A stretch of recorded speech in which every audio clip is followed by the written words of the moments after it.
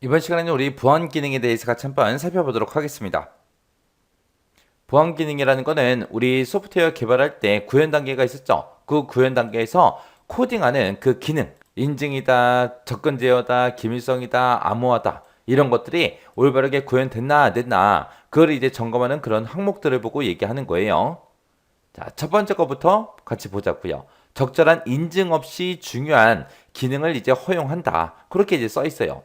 얘는 이제 보안 검사를 우회해서 보안 검사를 안 받고 다른 경로를 통해서 이제 우회를 해서 들어오는 거예요. 그래서 인증 과정 없이 중요한 정보가 됐든 기능이 됐든 접근하고 이제 변경이 가능하다. 그걸 보고 얘기하는 거고요. 얘는 이제 중요한 정보가 됐든 기능 같은 것들 이제 수행하는 그런 페이지 있죠. 그런 페이지에서는 재인증 기능을 수행해서 이제 그거를 이제 방지할 수 있습니다. 얘는 뭘 생각하면 되냐면은 우리가 네이버 같은 그런 사이트에 들어갔을 때 우리가 비밀번호 변경하려고 해요. 비밀번호 이제 변경할 때 현재 비밀번호 쓰고 그다음에 이제 새로운 비밀번호 써라. 그렇게 이제 나오잖아요. 그런 식으로 이제 재인증 기능을 수행해서 이런 것들을 이제 방지할 수 있습니다. 그다음에 이제 부적절한 인가다라고 하게 되면 얘는 이제 접근 제어 기능이 없는 그런 실행 경로를 통해서 정보가 됐든 권한이 됐든 그런 것들을 이제 탈취하는 거 그걸 보고 이제 얘기하는 거예요. 얘를 이제 방지하는 방법은 모든 실행 경로에 대해서 전부 다 이제 접근 제어를 전부 다 싹 다 이제 검사를 수행해 주면 됩니다. 그리고 이제 사용자한테 반드시 필요한 그런 접근 권한만 이제 부여를 해 주면 되겠죠. 그러면 이제 부적절한 인가를 우리가 방지할 수 있습니다. 그 다음에 이제 중요한 자원에 대해서 잘못된 권한 설정을 했을 때요. 우리가 권한 설정을 하다 보면은 잘못할 수도 있잖아요. 그렇게 권한 설정이 잘못된 그런 자원에 이제 접근을 하는 거예요. 접근을 해서 그 해당 자원을 마음대로 임의로 막 쓰는 거, 그걸 보고 이제 얘기하는 거고, 얘네 이제 방지하는 방법이 우리 소프트웨어 이제 관리하는 관리자들 있죠. 그 관리자들만 자원들을 읽고 쓰고, 그렇게 이제 할 수 있게끔 아예 설정을 해 놓으면 돼요. 그리고 인가되지 않은 사용자들 있죠. 그런 사용자들이 중요한 자원에 이제 접근을 하나 안 하나 그 접근 여부를 전부 다 이제 검사를 해주면 됩니다. 그러면 이제 방지할 수 있어요. 그 다음에 이제 취약한 암호화 알고리즘 사용이요. 우리 환경 설정하는 그런 파일들이 있어요. 그런 파일들은 전부 다 이제 암호화를 시키는데 암호화가 이제 취약한 거 있죠. 취약한 그런 암호화 알고리즘을 쓰게 되면 그거를 이제 해독을 한다고요, 사람들이. 그리고 비밀번호 같은 것들, 중요한 정보 같은 것들, 그런 것들을 전부 다 이제 탈취할 수 있다고요. 그래서 이런 일이 안 생기게 하려면 안전한 암호화 알고리즘을 이용하면 되겠죠.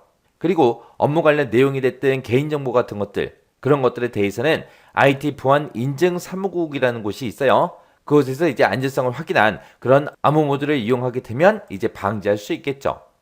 그 다음에 이제 중요한 정보 같은 것들은 평문으로 이제 저장하거나 전송할 경우, 중요한 정보인데 그냥 평문으로 저장하거나 전송을 하게 되면 그걸 이제 중간에 탈취를 할 수 있겠죠.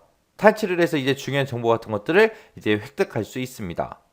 그래서 중요한 정보 같은 거는 저장하거나 전송할 때 반드시 뭘 해야 돼요? 암호화 과정을 거쳐야 되겠죠.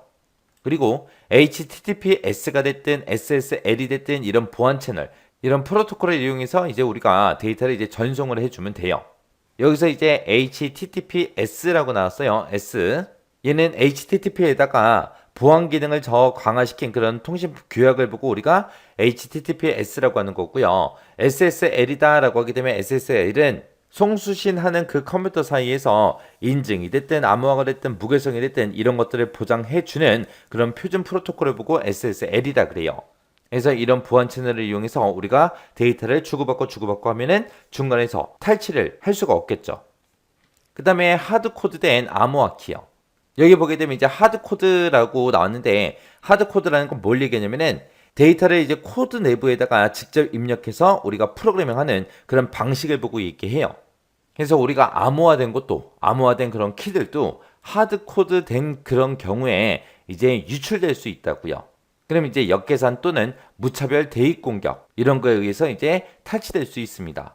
그래서 암호화 키는 상수 형태의 암호화 키를 쓰면 안 돼요. 그리고 암호화 키 생성 모듈이 됐든 보안이 보장된 그런 외부 공간을 이용해서 우리가 이제 방지를 할 수 있습니다. 그래서 이 보안 기능에도 여러 가지가 있죠. 보안 약점이 여러 가지가 있으니까 이런 설명 같은 것들을 이제 쭉 써놓고 이게 어떤 보안 약점이냐 이게 어떤 보안 약점이냐. 그렇게 이제 시험 문제가 나올 가능성이 있어요. 있으니까 뭐가 뭔지는 여러분들이 알 수 있게끔 보고 지나가시기 바랍니다.